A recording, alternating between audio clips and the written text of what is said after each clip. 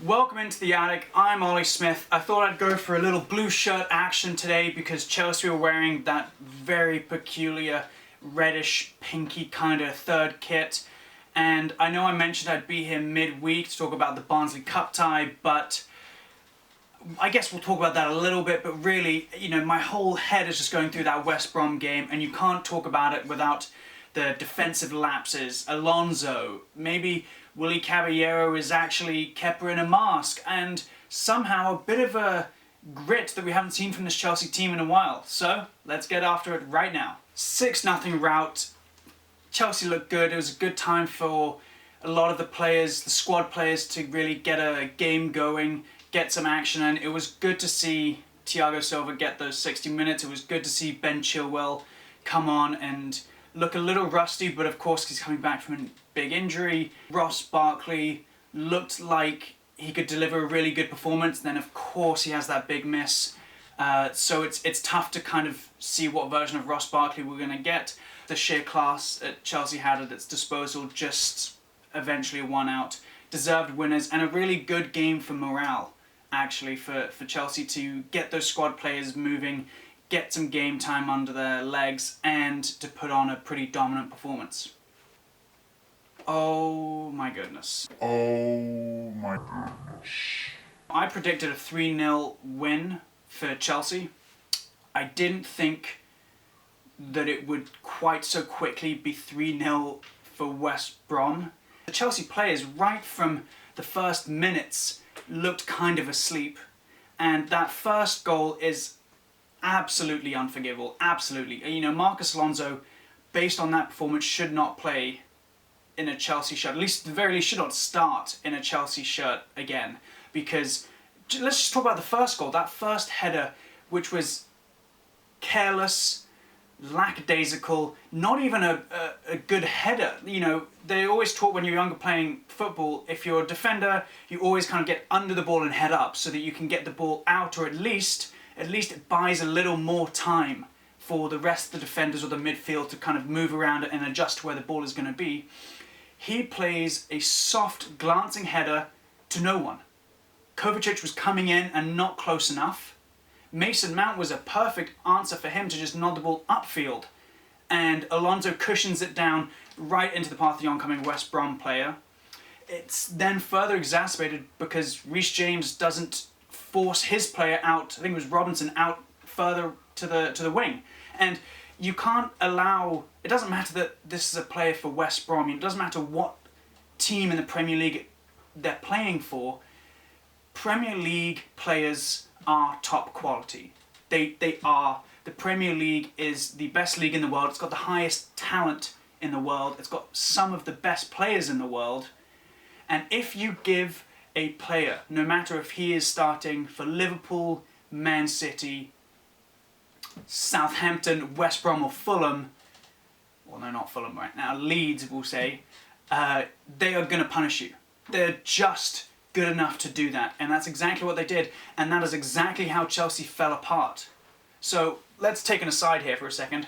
All those Kepa haters that thought that taking Kepa Arrizabalaga out of the lineup would instantly solve those defensive issues, of course it's not going to. Of course it's not going to. The defensive issues run far deeper than the goalkeeper, and yes, Kepa is a weak link, and the bringing in of Mendy is undoubtedly a good signing, and we'll get to that. But these defensive issues are chronic to this Chelsea team. And actually, it surprised me that Thiago Silva started this game. He only played 60 against Barnsley, remember? 60 minutes. His last competitive real action was against Bayern Munich in the final. It's not a lot of game time between that Bayern Munich game, 60 minutes against Barnsley, and then you think that he's suddenly going to be able to do a really good job against a West Brom team that was going to have to come out and fight for it because of how they played against Everton in their 5-2 loss. His slip for the second goal, I think and Frank Lampard actually said this at the end of his press conference after the game, you kind of have to give him that. It's his first game. He knew it was a mistake. Everybody else knew it was a mistake. And of course, because it's the quality of the Premier League, teams will capitalise on those mistakes that you make. The third goal was just so classic. You know, Thiago Silva was brought in to be a leader, and I think you probably have to wonder if his lack of English right now, at the very least, is compromising his ability to be a leader, because he speaks French, so he can communicate in bits in French, and obviously this is a multilingual team. You have to think maybe his lack of English right now is a bit of a negative to helping this Chelsea backline perform well, just because it's tough to yell and bark out commands in a different language and then have someone else hear them and translate them and then figure it out. So with that third goal, not only did you see Reece James falling asleep at the back and playing the 3 West Bromwich players onside, the last one of which was the goal scorer, but you also had Marcus Alonso just ball watching and not following the run at all. Like, Alonso could not have had a worse half of football, and it's possible that he hasn't actually had a worse half of football in a Chelsea shirt. You probably have to look to Emerson for the next game. Obviously Ben Chilwell is coming in as soon as he can. The 30 minutes he played, he doesn't look like he's ready, but Alonso is done. You can't justify playing him in a team again. Like, speechless. You know, he left you speechless in that first half. Now, much like the second half for Chelsea, I changed to the team that came out and played in the second half was wildly different than the team in the first half, not only for the actual player personnel with Azpilicueta, Hudson-Odoi, and then Giroud coming on, but just the drive at the very least. The first half had all of the players looking a bit lost, they looked a bit rattled. Certainly they didn't go in to the Hawthorns thinking they would be down 3-0 at half time, and you could see that Lampard picked them up.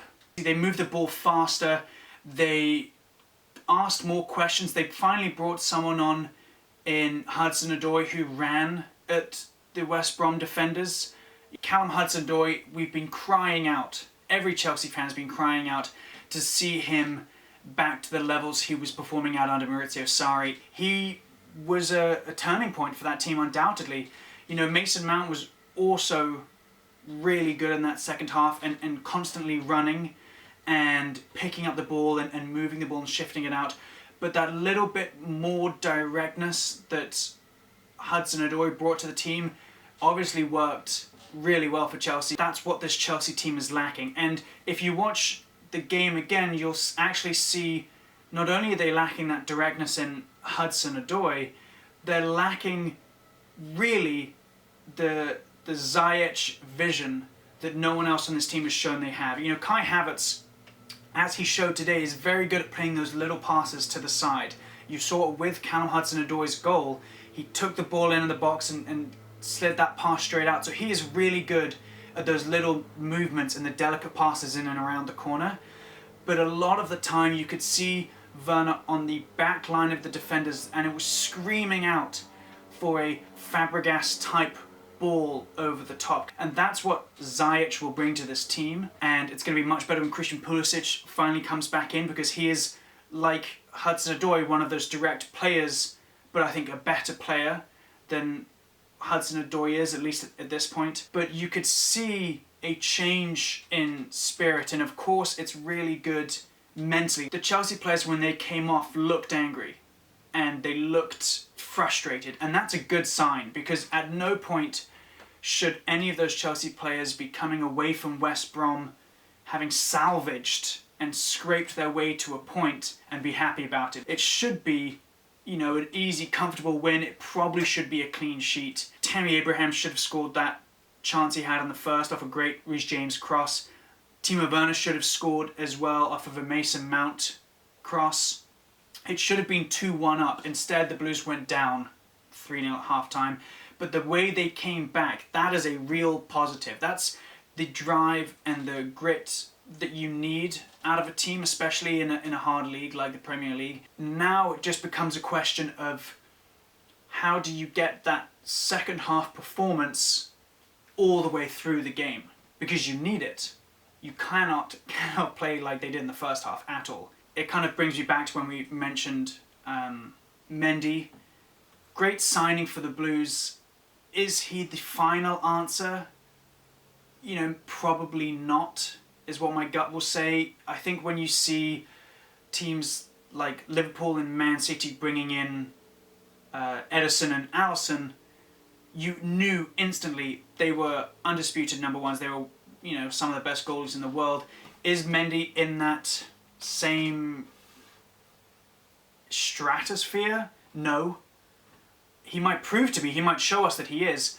There are obviously issues outside of the goalkeeping department. I think they've only kept, one clean sheet in their last 22 away games. You have to ask why Silva started today. Maybe some have injuries, but you have to think Kurt Zouma is there. He probably would have been a better shout and more fit to play. Maybe Tomori could have got a game. Antonio Rudiger is still there, and that is a whole other issue. There seems to be something brewing.